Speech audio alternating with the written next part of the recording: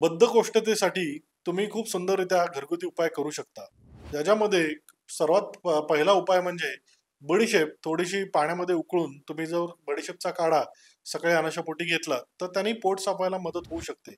किंवा जेवणानंतर बडीशेप, धने, जिरे हे पाण्यात थोडेसे उकळून तुम्ही जेवणानंतर दोन्ही वेळेस नियमित घेतल्यामुळे सुद्धा अन्नपचन चांगलं होऊन नियमित पोट साफ राहायला मदत होऊ शकते. काही जणांना पोटात गॅसेस धरून पोट साफ होईनासं होतं.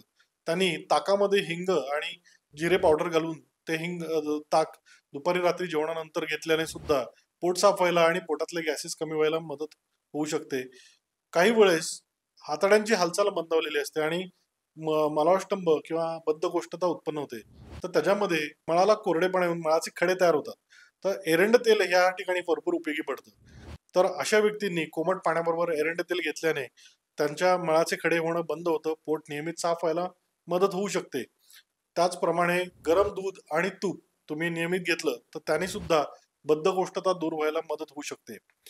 बऱ्याचदा बद्धकोष्ठता ही अन्नपचन संस्थेतल्या बिघाडांशी निगडीत असते.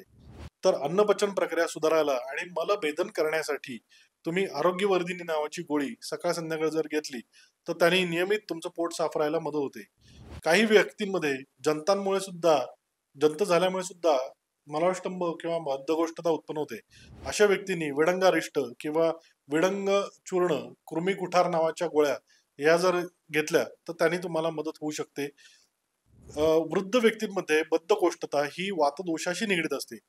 तर वयोवृद्ध व्यक्तींनी दशमूलारिष्ट किंवा दोषमुळाचा काढा जर नियमित सेवन केला तर त्यांची बद्धकोष्ठता दूर व्हायला मदत होऊ शकेल.